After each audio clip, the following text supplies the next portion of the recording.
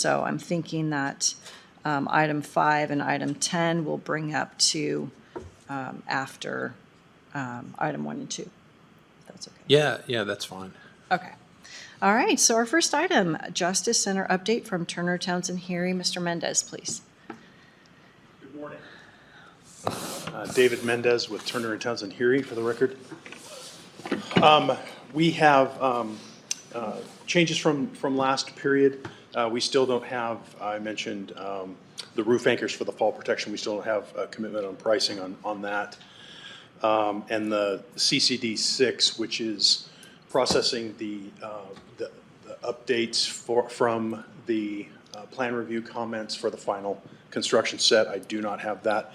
However, I do have two new items to talk about, and that's there's a credit. Don't fall over. There's a credit for roof insulation.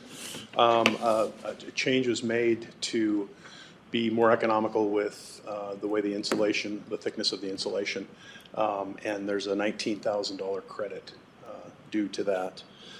There is an ad. Did you get that number? It's approximately $7,500. There's another ad that we've talked about, which is has to do with the specification on the exterior envelope, applying it to those new staircase towers, and that is they have to sack and patch. So that's getting rid of small air pockets before they put that application on. That came out of the specification for the product that they're using rather than a design specification. So that's a $7,500 ad, and that'll be taken under the construction contingency. And that, in a nutshell, are our changes. I owe you an update to the overall spreadsheet. Brandy and I have set up for Thursday for a meeting to reconcile those two spreadsheets that we have going, the contract spreadsheet and the cost to date part of that spreadsheet. And so next meeting I'll give you a full-sized, I'll make it large so you can read it, but a full-sized spreadsheet update. Okay. Sounds great. Questions? No, it sounds like things are coming along just fine right now. Yes. Yes. And I trust with good weather, we will be doing even better. Yeah, you've seen that they've changed cranes out. That's the structural steel assembly going on. That's their crane that you see working, and they're dropping the stairs and eventually handrails for that staircase in the south tower. They'll move on to the north tower, which will have our stainless steel that we've changed to. Okay. So that should be, I think, comes in next week. And they're just going to drop it as one big railing? Pieces in the blind. So it's, if you want to watch somebody working, relying on a radio, that's the crane operator. He can't see what he's doing. So. Yeah. Wow. Okay. All right. Excellent. Item 2, KC North project proposal. Now, I actually asked that we put this one on, and it really is just something to discuss at the board level to see, one, if David had some bandwidth, and two, if it made sense given some of the projects that we're encountering at KC North. It started off at a much smaller number, what we thought, and it's kind of crept to a much larger number, and it just seems like, again, having the benefit of some type of counsel who's dealt with these things could help the sheriff's office avoid additional expense. And so that was the reason it was on here. It's a discussion item just to see if it makes sense to entertain that and if there's a place that David could help out. Yeah, if David wants to give us a project cost proposal, then that would be, great. I mean, obviously, you're not going to have any of the Davis Bacon wages or anything like that. It would just be maybe a coordination. And, I don't know if, I don't want to put you on the spot, Tom, but if you wanted to, weigh in, you could weigh in right now, if that would be helpful or not helpful.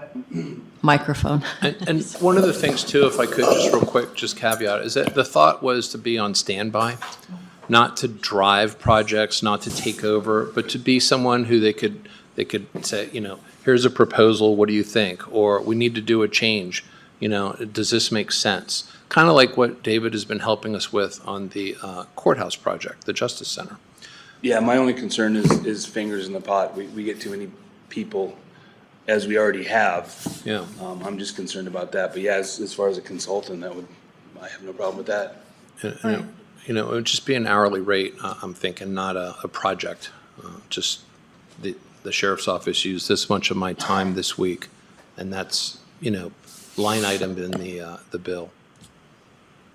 So you mentioned that was something you'd want to talk about today, so I went by the site, took a look around at what's going on. There's significant amount of tenant improvements going on in the interior of the building. That's a large building. Talked a little bit to one of the contractors that was out there. He didn't really have a lot of specific knowledge. He just knew that the electrical in the basement may have some code issues and need to be worked on. And then the roof system, he understood that there was a problem with that roof. And I think your office mentioned to me that they've got a cost proposal.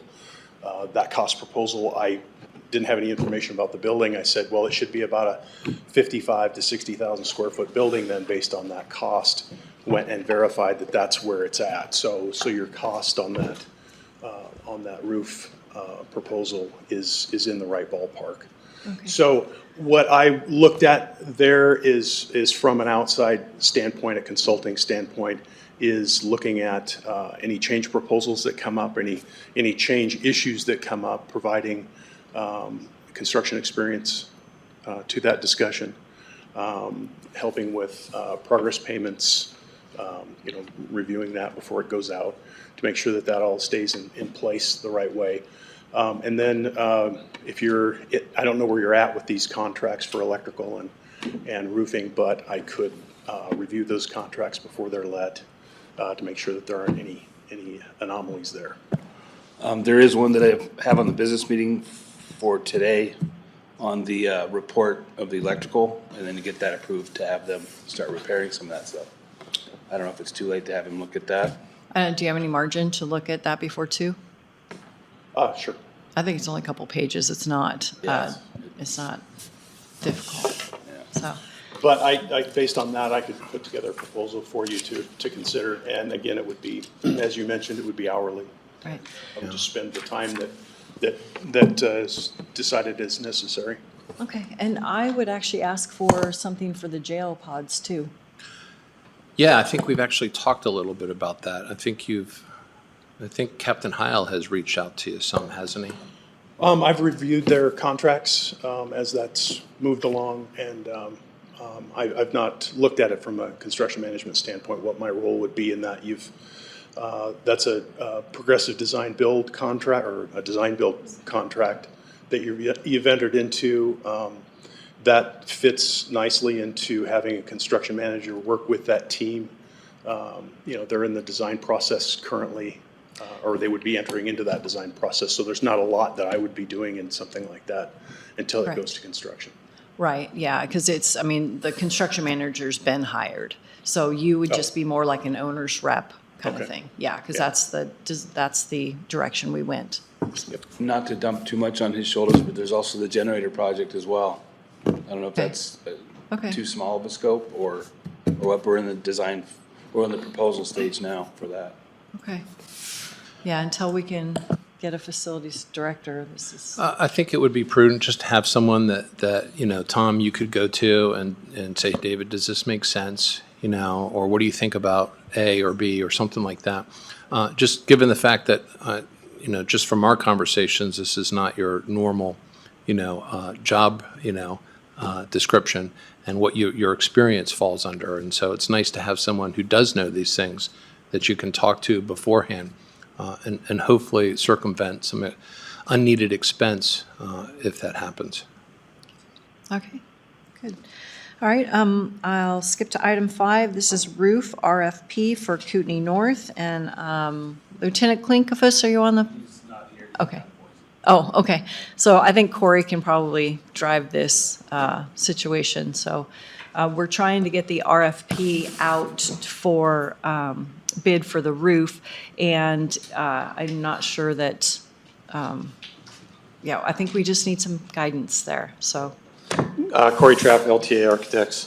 I got contacted a couple weeks ago from the Sheriff's Department, from legal, about helping put together bid package, and it wouldn't take much in the way of drawings, just a simple roof plan with some notes.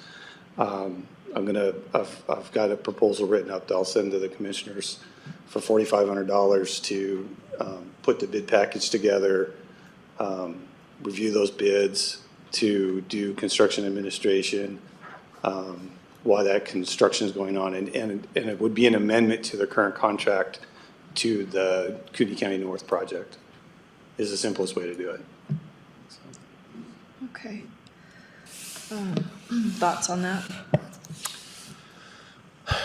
Look, in the end, we just have to make sure we do it cost efficiently. You know, it's this area of construction and commercial buildings and build outs and all that is really outside of my scope of knowledge. So I rely upon the people who are in this industry to guide us. Okay. So I think it would just be, if we are going to sign that amendment, then that wouldn't necessarily be something that we would need David on, the roof part of the project. But it sounds also like if he's just doing hourly consultation, that it wouldn't be a crossover anyway. So, yeah, I guess get us the amendment and we can put it through legal and, It won't take too long to put it together. We've got some preliminary information. I need to go through it and detail a couple things because some of the roof areas are different than others and the overlay isn't going to be the same in all the different locations. So I want to verify some of the installation details. okay. All right, thank you. Anything else on the roof part? No, Okay. thanks. Item 10, replacement truck for sheriff's maintenance. Mr. Reed, please. This is a discussion to talk about replacing the grounds truck. It was a hand-me-down from Building and Grounds, an F-150, and the transmission has been replaced before and it's gone out again. It's got almost 200,000 miles and the shop recommends getting rid of it Okay. or decommissioning it. So my proposal is to replace it with this one from Mike Ford. It's a F-350 quad cab, which will allow us to, one, put a plow on it, pull some of our heavier trailers and the Bobcat, and then put a bigger de-icer tank in the back for winter. Do you have the bigger de-icer tank already? Yeah, Okay. yeah. We're going to 300 gallon. Okay. And then, were there any 250s available? There was a 250 diesel dually that's a little bit big for us. Yeah. And there was two other ones, GMC, but one's on the lot, it's a 2500 that would fit this similar scope. It wouldn't support the tank, Gotcha. but that one's available. And the other one is about 3 or 4 months out. Okay. They have to be ordered. Okay. So, and then this one is the piggyback state pricing? Yeah. Yeah, it's for $54,964. Okay. And out of all of them, that's the cheapest one. All right, and this is on for 2 o'clock today? Yeah. Okay, any questions? No, I think the 350 is what you're going to need for the extra weight, so, Oh, for the de-icer, yeah. so, okay, Yep. thank you. Thank you. Okay, item 3, transit triennial review update with Mr. Engel, please.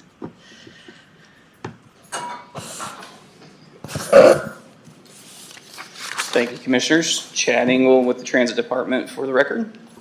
So the Triennial Review takes a comprehensive look at recipient management practices as well as compliance with program and administrative requirements across a broad spectrum of topic areas. So the review areas include financial management and capacity, technical capacity, asset management, procurement, civil rights, and program-specific requirements, including oversight procedures for subrecipients and contractors. The review covers 23 different compliance areas. So the reviewers and FTA were there April 17th through the 18th, and during this time they were asking for further documentation, reviewing documentation, asking detailed questions, and conducting inspections of the facility and the buses.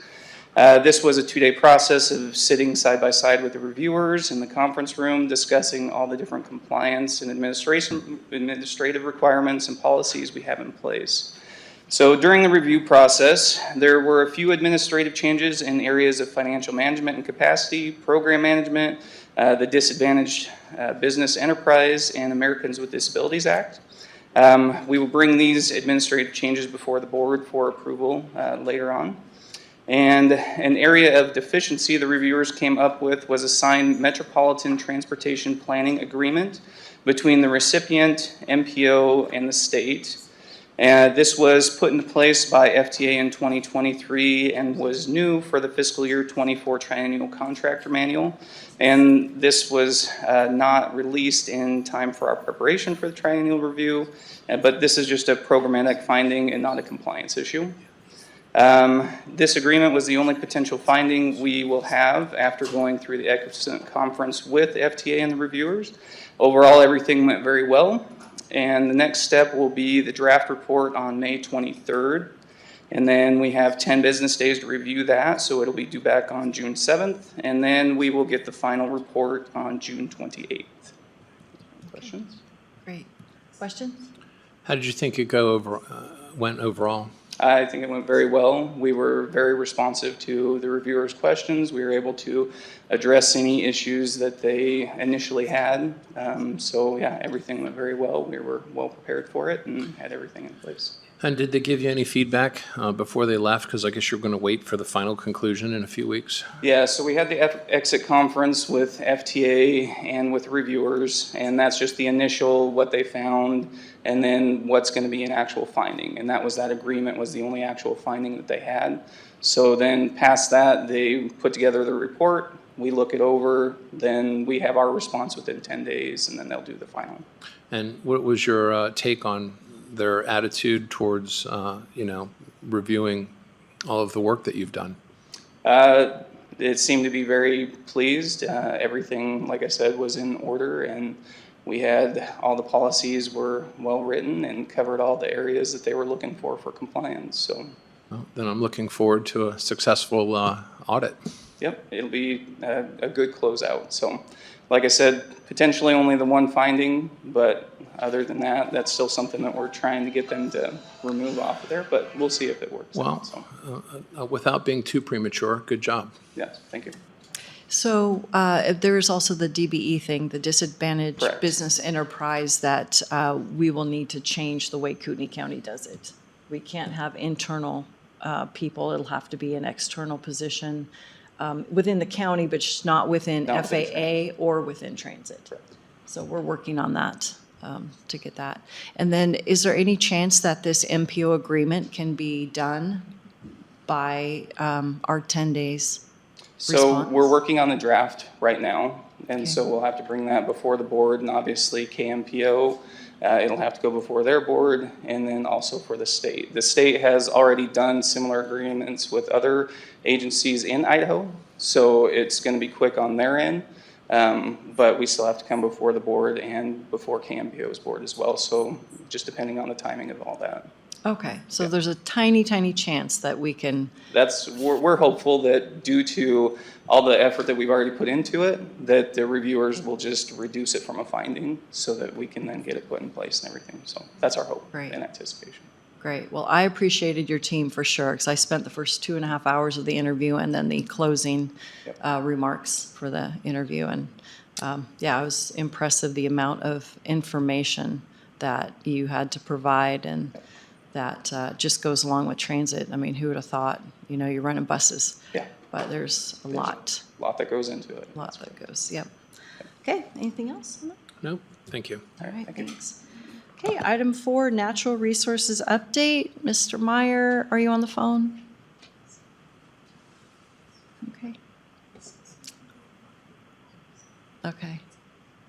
All right, well, if he joins us by phone, then we can address that again. So item 6, coroner options for autopsy lab. Mr. Johnson, please. Hi, Dr. Duke.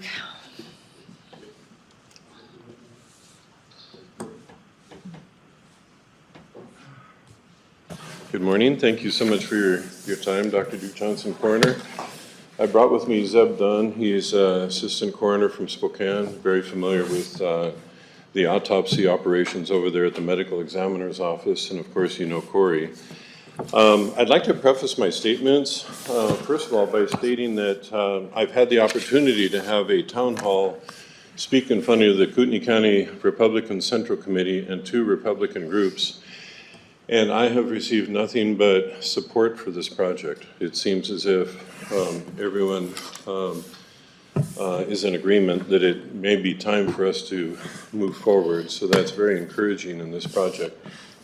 And just would like to remind the board, as you know, that traditionally the coroner's office has only has remained at 0.5% of the county budget for many, many years. So this is a big step up, I understand, but again, we've been a very small part of the budget.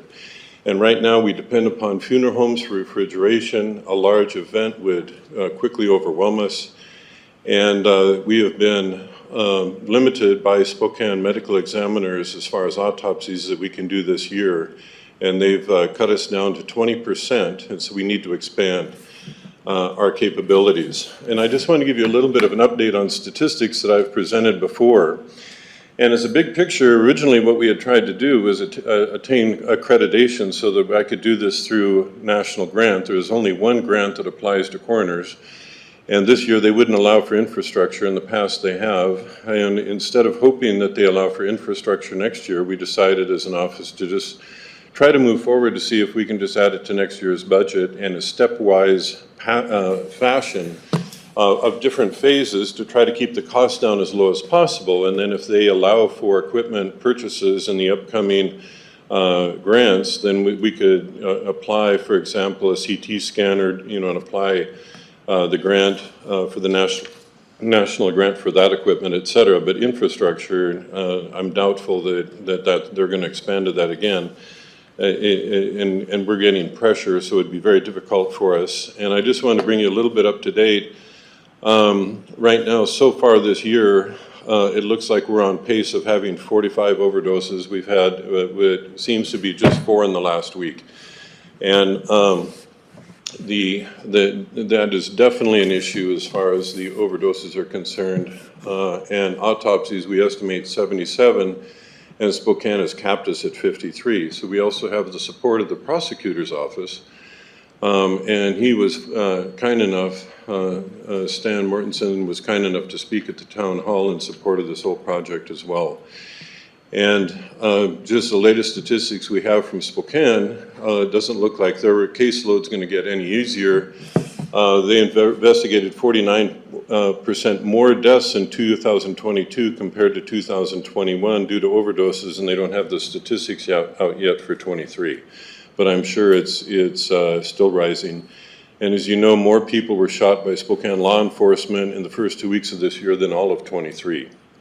So there's a definite need for us, and these things take time, and that's why we hope to add it to our budget. So my purpose today is to, we desired to have a stepwise fashion in the expansion so that it wouldn't be all or nothing. It was just kind of designed to be a stepwise fashion in our expansion, and that's why we asked LTA to come in and provide for us hard costs of what it would take to step up. And so what we've done is originally, and Corey and I have had a lot of discussions over these topics, or since the last time I was here. And in looking at, originally I was going to expand from pod 1 and go across, but there's already ventilation in pod 4 because of the evidence room, and it would make sense for us to go just in the opposite direction from 4 to 1. I'd originally, I mean, that's the value of the expertise of the architects. I mean, certainly I don't know these things, and Corey does.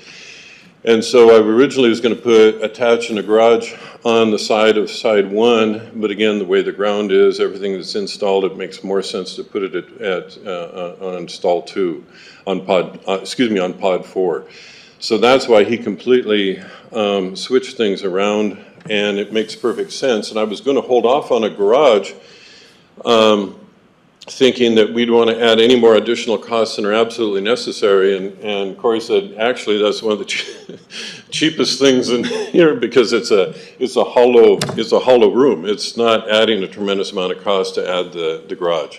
But it's a tremendous benefit for our office, especially with winter and et cetera, to be able to be in a position where we can be in an enclosed environment.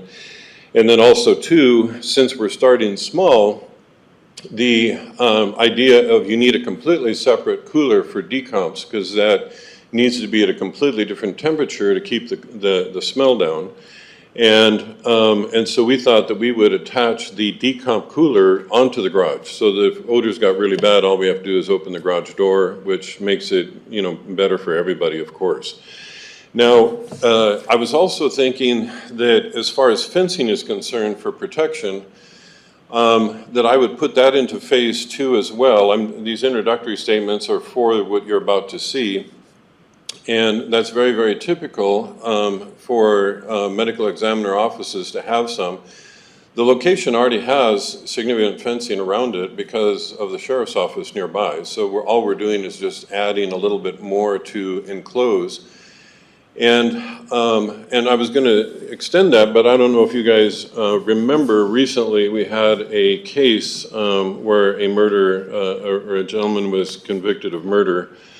And there were verbal threats made to anyone who, assisted in his conviction. And so, of course, the office is a significant area in prosecution. So that's why I thought it was wise to add that. And the cost is not that substantial to finish out the gates anyway. So we put that in as well. So our phases are here. When you're looking at this, the light blue is pod 1 where we exist today. The purple is pods 2 and 3, and the light green is pod 4 with the garage attached and the decomp cooler attached. And then what we wanted to do is the green at the center at the top is designed to right now, there's a curvature which allows the front desk to have access to all of the pods.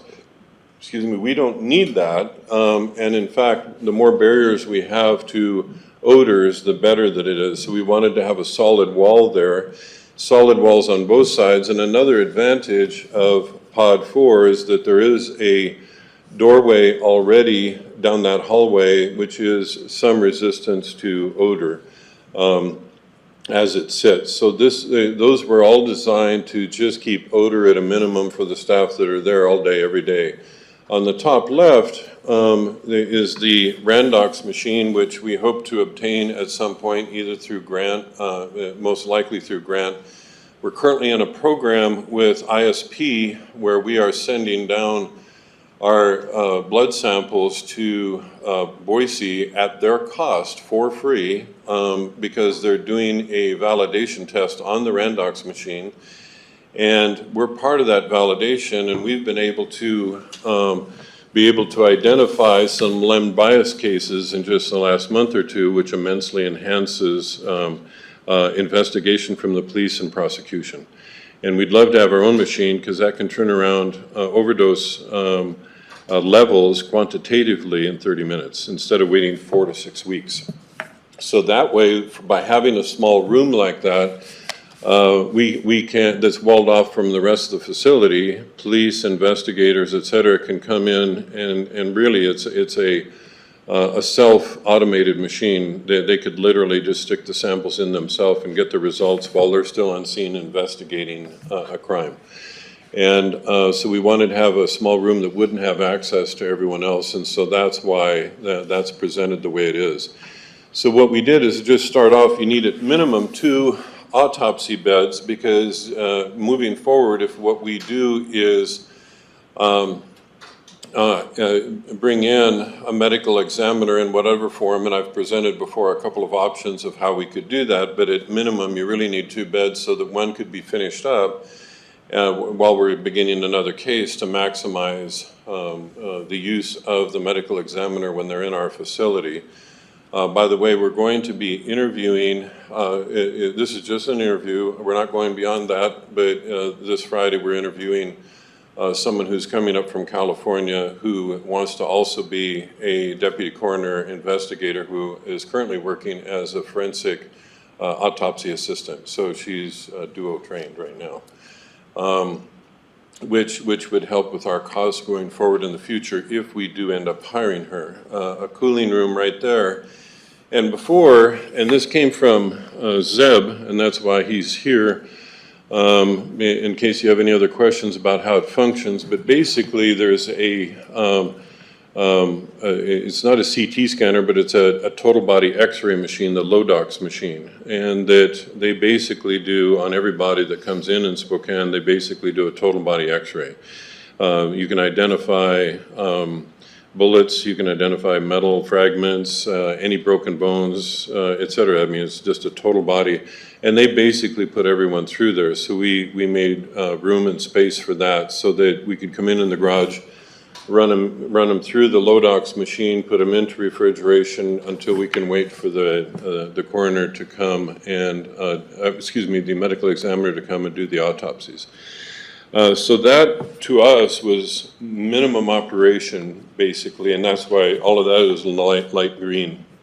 The purple was to be able to expand to having a larger facility with 4 additional beds, larger cooling, of course, the storage, so that we'd have more storage for, there are different types of storage if you want to store evidence and a lot of different reasons. Some of them are warmer, some of them are, colder, et cetera. But you need completely kind of separate rooms for many of that and additional equipment. And then the last, or the third phase would be the CT scanner, which in and of itself is quite expensive. And again, we try to do that through grants. And right now we have an agreement with Northwest Specialty Hospital. If someone does need a CT, we can send them down, and we've got an agreement, an MOU with the radiologist who reads them, and we pay them individually for that right now. In the future, it would be great to have it in our own facility operational, but that's something that we would put as grants. And then the light blue, in essence, would be stage 4 accordingly to our needs. So the associated costs of phase 1 is as presented, and again, line 2 added the fencing to have a secure facility for $72,000. In light of what we've recently experienced, I think it's important for our staff to have that security. And then the costs associated there in total, the soft costs. Now, when I've presented to you before, the autopsy tables, the sinks, all of that kind of stuff, that's built into the upper numbers. And so that's not the owner's equipment under soft costs line 3. The $250,000 is for the, primarily the Lodox machine and any small lifts that we may need for, sometimes there are very, very heavy people. Zeb, in his experience in California, had a 900-pound person, a 600-pound person all in 1 week. And so to have those automated battery lifts would fit in there, and those only cost about $1,300 actually, for a tremendous savings on potential work comp issues. But we have a call in with Lodox. In fact, that phone call is going on right now to get a more accurate number for what a Lodox machine would. We don't mind having a refurbished one. We've heard quite a range, but it seems like 250 is a reasonable number. And then phase 2 is the purple area that was mentioned earlier, just expanding into those additional rooms. And then thirdly, adding the CT scanner, which of course the CT scanner is the substantial part of the cost there involved. Can you go back to phase 2? Yep. I just wanted to get a picture. Oh, sure. I appreciate it. Thanks. Want me to go to 3 now? Yep, you're good. Okay. I was just, that was just copies of the emails that I'd received from Spokane, of them maxing us. So do you guys have any questions concerning all of this? Can you provide a copy of your numbers in a spreadsheet so I could take a look at that? Sure. It looks, what is the total for all three phases? Corey, did you add a total for all three? It's a little bit over $4 million. 4 million to expand? If you did all Completely. three. Okay. If we just did phase one, does that necessitate phase 2, 3, 4? I mean, if phase one meets the needs? If phase, no, it does not mandate. Chances are, with the growth of our community, I mean, phase one may last, for several years. I mean, it's just hard to predict. But if it works out best that we incorporate and do autopsies for the other counties north of Lewiston, which I remember that I don't know if you remember, but I had called all of the other coroners north of Lewiston, and basically they send 91 pretty much every year to Spokane, and they were willing to send them to our facility, which could potentially be an income generator. So again, there's going to be a trade-off there, and those numbers I don't know right now because those things are going to change over time. But it may behoove Kootenai County to go to phase 2 in the not too distant future, just to be able to have that opportunity for capacity. And I can apply for the CT scanner with grants that come up. So the phase 1 does not include the other counties that we would do autopsies for? Well, it potentially could, depending upon the arrangement that I have with the medical examiner. If we hire them for more than, one day, more than a couple of days every 2 weeks, and depending upon the numbers and what they're willing to do and the contractual agreement we have with them, that may work out. That could be a potential with the additional 91. Because that might only be, two more a week or 4 every 2 weeks, which might not be that overwhelming, and we may be able to do that right from the start.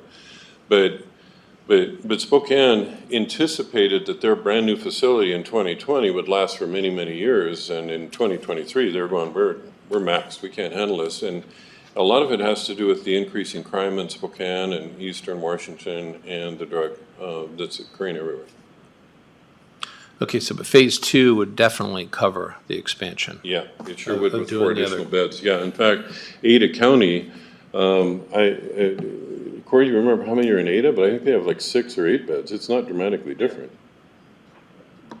We were able to get, Lombard Conrad just finished a facility for Ada County for the coroner, and I was able to get copies of their plans. They have a total of 8 stations. They have 6 for regular autopsies, and they have 2 in the decomp area. They try to keep them separate because of the odor. Getting that plan was very helpful in planning all of this out too, seeing a lot of the details and things that go into it. And So phase 2 would be the equivalent of pretty much Ada. okay. And I'm sorry, your name again? Zeb. Zeba? Zeb Dunn. Zebdun, forgive me. No worries. D-U-N-N is the last name, sorry. Zebdun. Okay. Obviously you're in Spokane. I was, yes. You were or you are? Yeah. No, I was in Spokane. Okay. Yeah, I was He's my investigator employee there now. for- He's my, Yeah. Oh, I'm now okay. here in Kootenai County. Okay. Yeah. So when did you come over to Kootenai County? August of last year. Okay. And they built their autopsy lab in 2020? And they Correct. exceeded physical capacity for it? Yeah, so my understanding, because the process of the build was before my time there, but they anticipated that building was going to last them about 20 years, is kind of what I heard. And they, just from my time being there, they've already kind of outgrown that facility. Yeah. Yeah. Okay. Okay.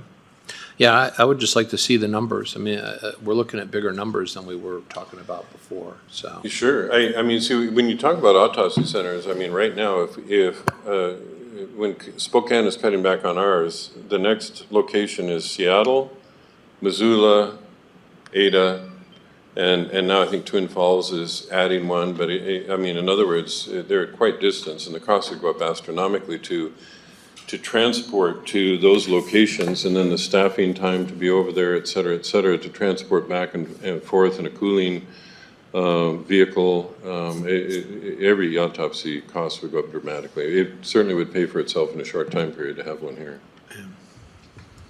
Okay, well, I look forward to the numbers. Great. And the overhead numbers too, because I imagine phase one has a different type of overhead and economic financial statement than having phase two, where you're definitely including the other counties. Right. Well, As a revenue source. Again, I think in phase one, we probably could, when you're talking 91 in a year, that's 2 a week, 4 every 2 weeks, we probably could absorb most all of those in phase one. Okay. Well, I look forward to seeing the numbers. And by the way, if we end up hiring this one person, that's gonna help, because they'll have a dual row of an autopsy assistant and also a death investigator. Okay. Okay. Thank you. Thank you. Yeah, we can take those, Corey, if you have them for us.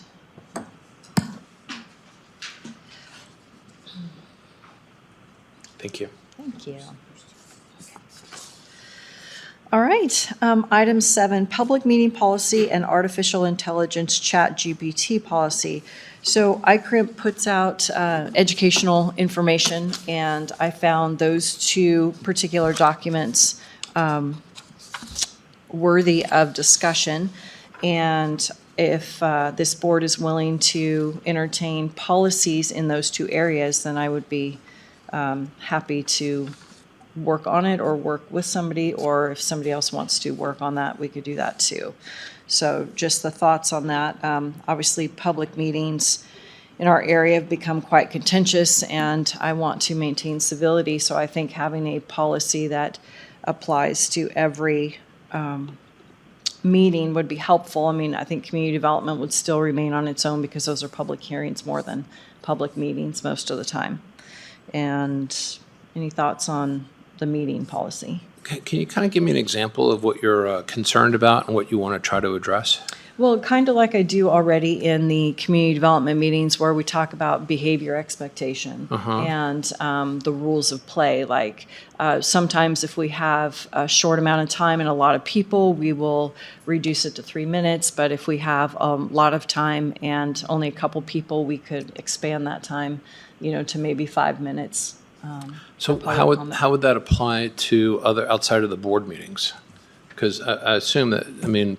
It would just be it's not a county-wide. Oh. It's just a board policy. Oh, well, I mean, I think that the way the meetings have been run in the past are well run, so I think laying out the ground rules. I mean, I guess I'm just trying to understand, will the policy bring something that what you have said in the beginning of meetings doesn't already have? Well, I don't say that like for most of our meetings, just community development meetings. So it Yeah. would just be something that we would expand to our other meetings, like HR, like this one, business meeting, that would just kind of let the people know the playing field. Yeah, I mean, I'm not averse to it. I'm just trying to kind of see what problem we're solving, if there is one. I definitely agree on the community development meetings, which can be rather contentious at times. It's good to have ground rules laid out in the beginning. I haven't seen that in HR or some of the other meetings, but It's more of a preventative measure than solving something measure. yeah. I mean, it's Baylor certainly open Kovac. to looking at it. Okay. All right, and then as far as the ChatGPT technology, which I'm just now learning about all this stuff, I think that in the example from ICRMP, it talks about certain reports that people have to essentially swear to. And so I was thinking, if somebody chooses to use this technology, then maybe we should have some sideboards in place just to guide that usage. Yeah, my experience with ChatGPT is that if you want to use it and you're not going to double check your work before you submit it, you do it at your own peril. I'm not so sure that a policy necessarily would have any additional impact for the person that is going to use ChatGPT and submit work without double checking it. But I would assume that the policy would say, if you're going to use ChatGPT, you better make sure it's accurate before you submit it. But that's what the affidavit is for anyhow, when they sign it. But I definitely think it would be prudent as a training item to discuss with people to make sure that if they do want to use it, they use it at their peril if they don't double check the work. Is it something that you would consider saying, don't use it? I don't know, because the benefit with ChatGPT, just from my own personal experience, is that it can help you write something, but you have to edit it. And if you don't put forth the effort to edit and make sure it's accurate, you're probably not going to put forth the effort anyhow. But sometimes it's a lot easier to edit than it is to write from scratch. So I don't even know how you could enforce that if someone were using ChatGPT outside of the purview of someone else's eyes and they submitted the document. If it was inaccurate, they were going to suffer the consequences whether they wrote it or not. So, I mean, unless we have an instance of this and someone's going to abuse it, I tend to try to not implement policy to be proactive. I learned this in business. When it was just me and one other person, you don't need many rules. As more and more people came on board, you needed more and more rules. And before you knew it, you were developing large policy manuals for this and that and that and this. So if we have a problem with ChatGPT, I'm 1,000% behind you. If we don't, I guess I'm trying to figure out what problem we're going to solve that the system doesn't have in place.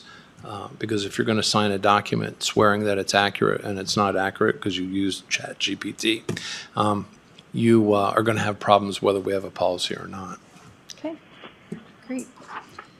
All right, ready to move on to ICRMP board meeting update. So Kootenai County obviously is a member of ICRMP, and I sit on the board as a District 1 representative. The board met last week and heard presentations from both the program's actuary and the auditors. The actuaries opined that ICRMP meets all the regulatory and analysis ratios required by the Idaho Department of Insurance and National Association of Insurance Commissioners as well. So even though it is a pool, it's kind of a government entity, it's still regulated by both of those agencies. So the auditors provided a clean opinion that the 2023 audited financial statements were fairly presented. The program experienced a minor loss of $2.4 million, mostly due to increased costs related to reinsurance. And the program currently is estimating public entity renewal will increase by 5 to 15%, depending on each member's loss ratio and the changes in exposure units. So mostly, it was good. Of course, the downside is that the rate increases, but once again, the reinsurance market is still unstable, and that just causes problems for insurance companies across the whole United States. And can you kind of explain that a little bit, the reinsurance market? Because I think a lot of people don't understand that. So a reinsurance market would be something that they take on a greater risk, and it's a bigger pool of investors. And what had happened was it was a really good way to make money on your money. And then large losses have been happening in the past couple of years, and the interest rates have gone up. So then the reinsurance market kind of dried up because these companies wanted a better return on their investment. And so they got out of insurance, which left the reinsurance market pretty thin. And we're seeing a little bit more interest in the reinsurance market, so it's not continuing to dive. It's kind of maybe leveling off a little bit, but it's still unstable. And that's basically insurance for insurance companies. Yes. Yep. Is the technical term for it. And so, yeah, and when you have these unexpected claims, and big payouts, it definitely affects the reinsurance market, and that's why we've been paying more, so. Right, and I think that's where ICRMP also helps its members mitigate risk, because they cover, they used to cover the first 350 before reinsurance. We had to go to 10 million, and now we're going back down again. So we don't have those final numbers yet because the reinsurance markets haven't gotten back to us. But that's where it's an added benefit to be part of this risk pool and make sure that we're doing everything we need to do to mitigate our risk. And one of the other things, too, that probably should be mentioned is that ICRMP is for the counties and cities.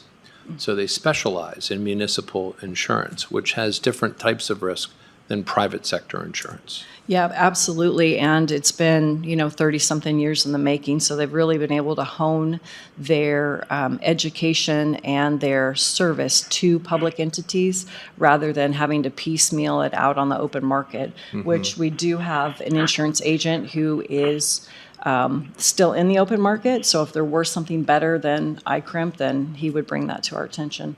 Yeah. Just curious, do we get any kind of benefit by keeping all of the insurance under ICRMP versus piecemealing some of it out? And let me just caveat that with you. Sometimes you get discounts by keeping your homeowner's policy with your auto policy. I'd have to ask that question specifically. What the benefit you get is one deductible, like one stop shop. You just go to the same person for everything. Yeah. So it's less employee time. It's more less time getting back up and running again. Like they had an adjuster out here when community development had their issue within 24 hours, David. It was fantastically responsive. Yeah. So. Well, good. Thank you. Yep. All right. Item 9, Aquifer Protection District FY25 budget presentation with our chair, Nisha Mayani. And it looks like Larry's joined us too. Yep. So with me is Larry Sims. He's our Aquifer Advisory Board Treasurer. Thank you. All right. So in a similar format to what we did last year, I wanted to run through our revenue and expenses from 2019 through the 2023 actuals, just so you have an idea of how that's looking. We'll talk a little bit about projects that we have going on this budget year, and then we'll talk about the recommendation for fiscal year 2025, just a quick review of requests that we received and what our recommendation is, and then we'll talk a little bit about the 5-year projection and parcel fee recommendation. Oops. Okay, so this table here just shows what the actual revenue and expenses have run from 2019 through close of 2023. We're in the 2024 fiscal year now, and then 2025. So we've talked about this probably ad nauseum now in 2021 and 2020. Those were our COVID years. So that's where we were really seeing what we've also talked about is the fund balance growing. And so we have been working hard to chip away at that. So that's these years here, you can see we had $198,000 and $161,000 going. That was excess that we didn't use that went into the fund balance. And so that was taking our fund balance over. Anybody on the phone, if you could mute yourself, thank you. So that was taking the fund balance over $1 million. 2023, you see we're making progress there at taking down that balance. 2024, this is the biggest budget year that we've proposed so far, and that has a lot to do with the sensitive aquifer recharge area projects that we've been working on. I'll talk a little bit more about that in a minute. And then 2025, we're coming down a bit with our recommendation, about $100,000. So just for those that don't know where the revenue comes from, there's $100,000 of that revenue that comes from BNSF. That's related to the refueling depot, and then the remainder of that comes from the parcel fee. So every parcel in Kootenai County pays right now $584, I believe it is. 574? $574 per year. So that's what the remainder comes from. Okay. So work in progress for this 2024 year. Most of these the commissioners are probably familiar with. We've talked about them a lot over the years. Spokane River Forum is a regular applicant for the Waste Directory and their conference. They've got a summit that's coming up on 5/30 that we'll be in attendance at, that we sponsor, along with the University of Idaho's Confluence Project, which is a project for high school students on water issues. ICRMP, a new one this year was City of Spirit Lake, a measuring device on Mill Pond. We haven't gotten an update from them yet on how that's going, but we're still kind of early in this 2024 budget year. Is that a quality or a quantity project? It's both. It feeds into, so our purpose is quality. That is it is going to help us with future modeling relative to the sensitive aquifer recharge areas. So that's how it's tied into the quality piece.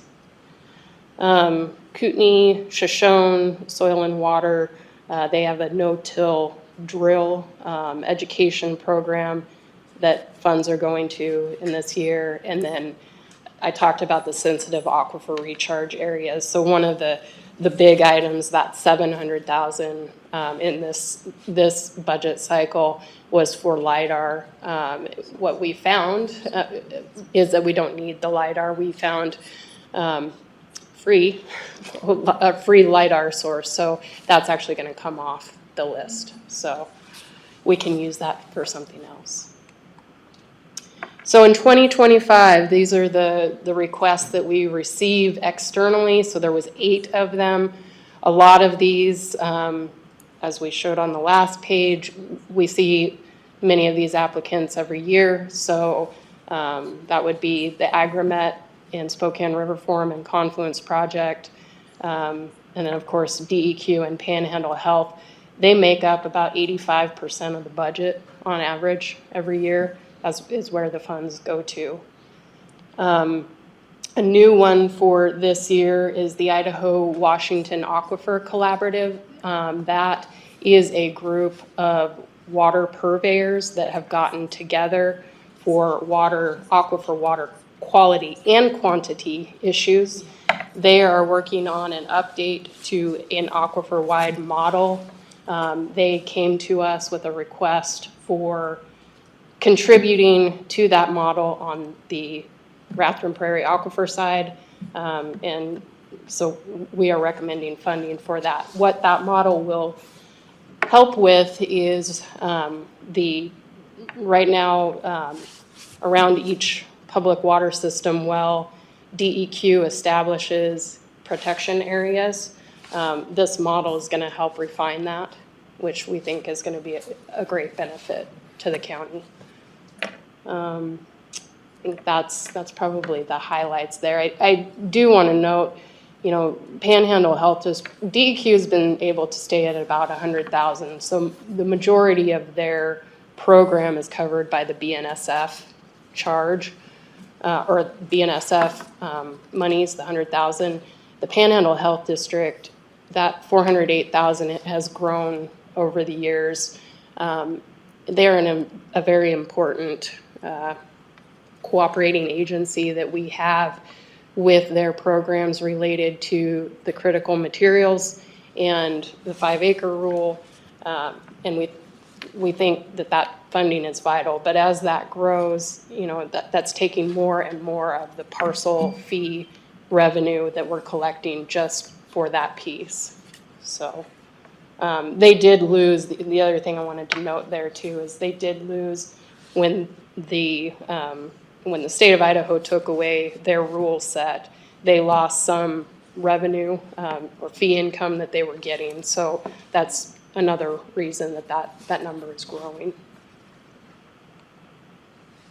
Okay. So this map on the right just kind of shows some of the progress that we've made on the sensitive aquifer recharge areas in the last year. So far, I think we've spent about $40,000 in reviewing and identifying and trying to isolate those areas. I guess the areas that are red, those are the areas that are critical for protection that we've identified. So internal expenses, I just went through the external expenses. Internal expenses, Kootenai County takes $36,000 for administrative support to the advisory board, which has been great. Jonathan and Julie and Leanna are amazing, and Pat as well. So that's what that portion goes to. We have small education supplies and miscellaneous. There's $2,200 there. In the 2025 fiscal year, we're recommending $40,000 to budget for $40,000. Again, related to our continued work on the sensitive aquifer recharge areas. Where we're at in that right now is that we need to determine how best we're going to establish protection for those areas. We're working with Panhandle Health District and also with community development to look at whether or not an ordinance may make sense for protection of those areas. So we've got a ways to go, and then what that ordinance looks like. So that's what that $40,000 would be, is consultant expenses related to that. So with that, this is our total budget for 2025. So bottom line is $611,556, with about $100,000 of that coming out of the fund balance. So there is that. We've been continuing to project forward so we don't run into a situation where we're trying to reduce down that fund balance, but we don't want to get it to a point where we're in arrears, I guess. So essentially what we're seeing is for the next couple of years, we think we can continue with the parcel fee at the $574, as Commissioner Duncan corrected me. And then I would anticipate in the fiscal year 25, 26, in this time frame, we may need to look at about a 50-cent increase to support the expenditures without drawing our carry forward balance down too much. I think if we get down below 500,000, I think that's a kind of a red zone we don't want to be below. So I think with that, take any questions. So you talk about getting down to 500,000, the red zone. Is that just because you want to keep 1 year operating? Yep. So we had in the master plan, you know that we had put together a master plan, so we did establish some reserve recommendations. So we set a 3-month reserve for recurring expenditures. That's down here. And then 10% contingency for special projects. I think as we move forward again with the SARAs, and hopefully in the next year, we'll have a little more clarity what that looks like. One of the options there is still for purchase of property that, you know, that's within those sensitive aquifer recharge areas. And if we get to that recommendation, I think that's going to take out the reserves that we have. So. Okay, great. Any questions? Well, the numbers make perfect sense, so thank you. Yeah. I was just curious if you could talk a little bit about, anything that might be getting done related to monitoring inflows, outflows, levels within the aquifer. Yeah, so last year, so I guess it would have been the budget cycle for fiscal year 2023, we did fund a measuring device on the Twin Lakes flood control dam, and so they are better monitoring that. So our where we had kind of headed with the Spirit Lake device as well. And we'd also funded a gauge for Hauser that Water Resources hasn't taken the funding for. So we're gonna have to find another solution there. But that's kind of part of that plan of looking at the flows going into the aquifer. So I guess it doesn't take care of the flows coming out, but we have that information from wells and whatnot. But the bigger model that I talked about, the Idaho-Washington Aquifer Collaborative, is working towards, will also help with that question. And those measuring devices will also help in calibration of that model to make that more precise. Sure. And is there like an ETA on when, like, you've reached that point where you feel like we have good measurement, you know what's going on? I think it's going to take some time, even with the model that they're working to do the update on. That 30,000 is just kind of the first piece of it in data gathering. There will be another piece in the next fiscal year that they'll likely come back to us for funding, and we may or may not recommend funding for.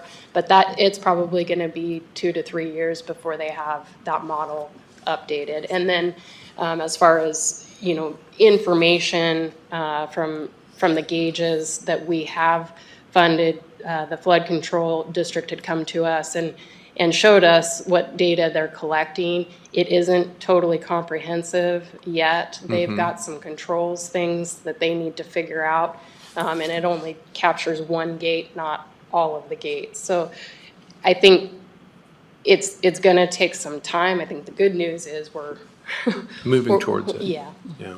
I get asked that question a lot, and people kind of assume that we have this this network of monitoring and we know what's going on, and the reality is we have very limited knowledge of what's going And a on. lot of it's gonna depend too on what Idaho Water Resources does, like with the Hauser gauge, because they basically came to us and said, no, we don't want your money. But whether they're gonna continue on and put one in on their own, we don't know at this point. Yeah. Yeah. Or, and one of the things we had talked about there, just because that is such an important inflow to the aquifer, is do we talk to the USGS to have them put an application in for funds to put a gauge there? Yeah. So. And again, APD is just constrained by the fact that statute says they are water quality, not quantity. So spending this fee on quantity measurement is really not contemplated in statute, so. Yeah. Well, maybe that's something that can be changed. Well, I will say that even though that's not part of our purpose, we do pay attention to that Yeah. Yeah. Yeah. as much as we can.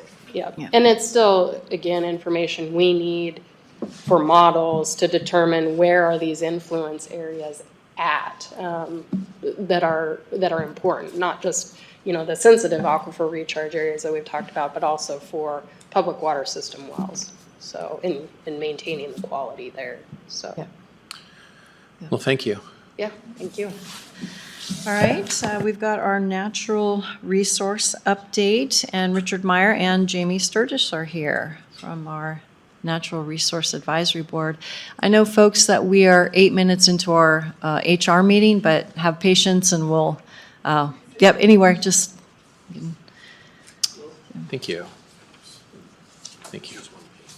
All right. Thank you. Hi.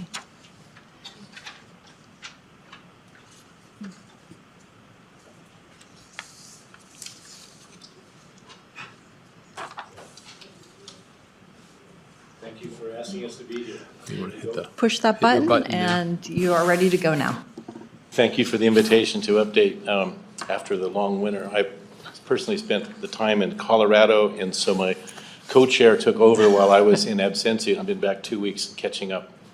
I have a very brief comment about the status of our budget in next year, which is very lighthearted, and then Dr. Meyer will go on the technical, but we effectively met our budget of $0 last year. We're requesting no increase, and we expect to meet it with no staff. Well, I appreciate that. So we're proud, but we're also very proud of the fact that we did come and request I think it was $85,000 for funding for a special project that came our way, which the commissioners voted to approve. And so today we're going to give an update on behalf of Dr. Frank Wilhelm, who is conducting that work, and we're happy to answer any questions. Okay. Yeah, what we've done is we've put together a summary, and this actually came from Dr. Wilhelm. Again, this is a 2-year study, and he did come before our board, and he gave us a slide presentation. He kind of went through all the variables that he's been measuring and how meticulous he's been. And that's what this sheet's all about, is a summary of all those tests that he's running, and it's fairly complex. And he said, really, I haven't come to any significant conclusions yet. The bigger things that I think that kind of surprised us and surprised him, pontoon boats have kind of an echo effect. And what I'd like to do is next year have him come in and actually give you a slide presentation, because he's really good with his slides and his presentation. But in this, you basically see everything he's measuring and how methodical he's been to make sure every single variable that's could impact the study is in his study. During this study this spring, his graduate student that's been doing this research developed cancer, so she's in chemotherapy right now. So let's kind of slow down the study. But if you have any questions on this, I think the other significant thing that he brought out was that the finer the lakeshore material, the easier it is to suspend, which makes good sense. So he saw higher levels of suspension on our North Shore here because it's gravel. I mean, it's fine sand, I should say, rather than gravel.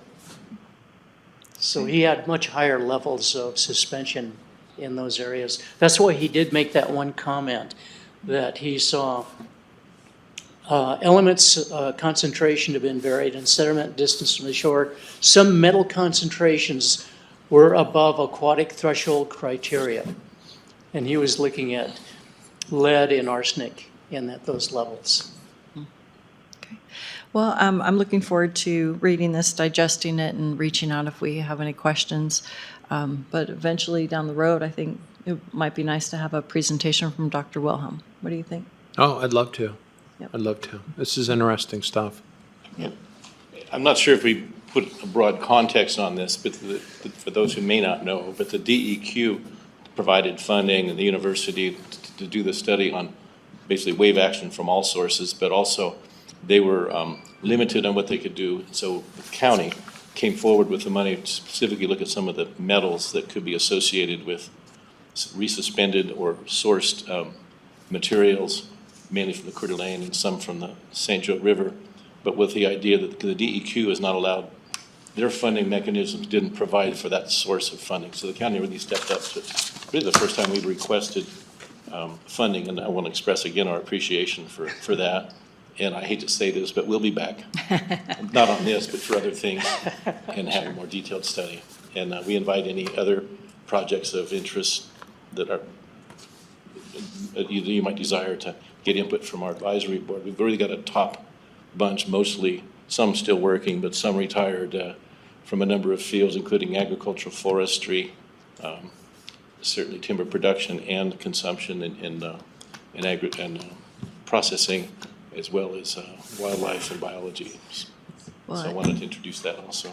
Thank you. Well, your advisory board has been very helpful to me, because I get all of these requests for comments, as you know, of all these different federal, state agencies, and you guys have really helped pass along the information to say, no comment needed, no comment needed, no comment needed, or other answers too. Yes, you do.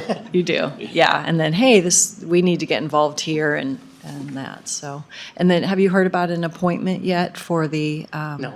Okay. All right. I'm interested to see when that comes through. So, all right. Anything else? No, I have nothing else. Thank you so much for coming in. Thank you. Thank you. All right. Public comment. All right. Commissioners? Hello? Yes. This is Bailiff Kovacs, Commissioners. I have a question concerning the ChatGPT. If you could provide a copy of the document you're referring to that you received from ICRMP. If you could share that with the electeds, I would appreciate that.